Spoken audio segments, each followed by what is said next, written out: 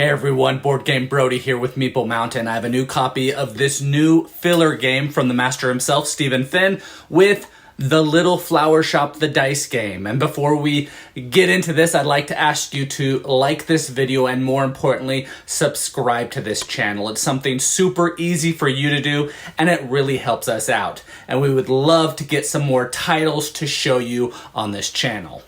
Now let's get right into this game. Each player will have a shop board, a basket card, which represents the area which you lock your dice in, and then 6 dice and $5 to start the game. The game is played over 6 rounds, and players will start each round simultaneously rolling all of their dice, as they are considered all unlocked at this point. This is considered phase 1 in the game. The results of the initiative die, the yellow die, determines turn order in the next phase in phase 2.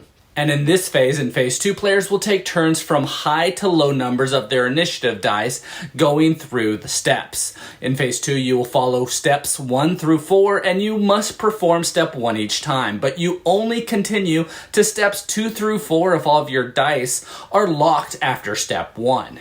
So you will be doing step 1 over and over again until all your dice are locked, and then progressing to 2, 3, and 4. In step 1, you will lock your dice, and you will choose 1 or 2 dice to place in your basket to lock them. And you can lock more than 2 dice in the same step by paying $1 for each additional die that you want to lock. You can also disregard the requirement of locking dice by paying $1. After you perform this step and you still have unlocked dice, your turn ends and the next player takes their turn. After all players have performed their turn, you will return to step 1 and perform it again. If all your dice are locked, you will go to step 2 prior to the next player's turn. In step 2, you will earn salary, and you will take the lowest money card from the salary area. So players finishing first will get the lowest amount, while the last player will get the most. Step 3 is taking arrangement tiles, and you will take one of the available tiles to place in your shop with the icons face up. Tiles are left where they are initially placed, and your placement is important as it can affect completing the task cards. There is a random task card used for each game, and it awards additional points for the players who can complete them. Each card includes a row task and a column task, and you will gain 2 points for each completed row task and 1 point for each column task. The task consists of the number of flowers, the type of flowers, or maybe the type of knickknacks included, the number of points, or the type of vases. But you should look at this card before you start playing the game so that you can plan out what type of things you need to get. Step 4 is then using your dice that you locked and your money that you kept in several different ways. First, you can use your dice to finish in arrangement, and probably one of the most important things to do. The dice have to match the flowers and the vase on the tile in your shop. And when you add all the dice, you can then flip over your tile. This is now considered a finished arrangement, and it'll score points at the end of the game. Also, this flower here is a wild and can represent any flower. Besides doing that, you can use 2 dice to take a wild token, and this can also help you finish arrangements. You can have a maximum of 5 wild tokens at a time.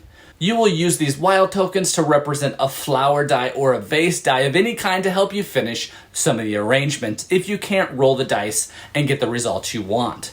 Now you can buy these wild tokens as well for $3 each, and these wild tokens can be very important at times because some arrangements have 5 flowers listed on it and you only have 4 dice. Thus, a wild token is required to finish them. You can also spend 1 die to gain $1 if you need money. If you have extra money at the end and you need to figure out something to do, you can pay $5 to place a ribbon on the tile. A ribbon is worth 1 point at the end of the game. If you cannot or do not want to finish an arrangement tile, keep it in your shop for future turns to finish, because you might be able to get those resources you need to finish it later on in the game. Now, all of these options can be performed in any order in this step, and the same action can be performed more than once. After finishing these steps, you will then have to wait for all other players to complete them themselves. So they will lock in all their dice and then use all their dice for all the actions available.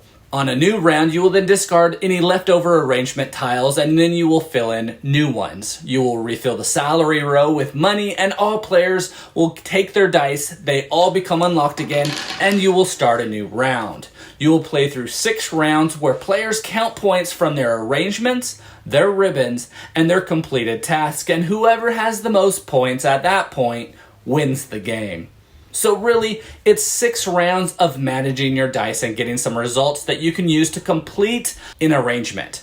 If you don't get an arrangement on a round, there is still hope that you can complete 2 in the future in the same round, but you will be managing what you want to lock in, including your initiative die, which can be locked in with a high number to continue being first, or be used to lock in so that you can keep rolling the other dice. If you really want an arrangement tile before others might take it, you might want to lock in 2 dice or more on a turn. Just watch what other players are doing so that you can be the first to lock in your 6 dice, and then have the highest initiative of that turn. You won't gain any extra money, but you will get the arrangement that you want. If you see that you're the only one going for a specific arrangement when comparing locked in dice, then take your time and also get more money being last. It's also pretty cool how you can manage your initiative die to get what you want in the game. The flower dice are pretty straightforward, and the vase die can get frustrating if you can't seem to roll the needed color for the arrangement, even when you have rolled it over and over and over again trying to get a certain result. Your money in the game is important to get those wild tokens, which will save you when you don't get a result on your die, or when there are more flowers needed than dice available. And those larger arrangements will also score you additional points as well.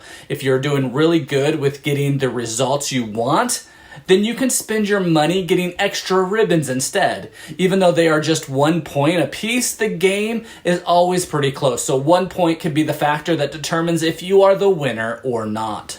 The task cards also will give you 1 or 2 points depending on if you accomplish the row or the column. But those extra points will also help you in a game of close points. The flow of this game is a lot of rolling until a player has locked in their dice. They will then take their money and their choice of arrangement tiles and then use their dice on that arrangement. Extra dice are used to gain wild tokens or money, and money is used for wild tokens or ribbons. Then the other players finish rolling their dice and do the same. This happens for 6 rounds. Placement of your arrangements will also affect those task cards, so think of where on your board you'd like to place your tiles to better fulfill those tasks.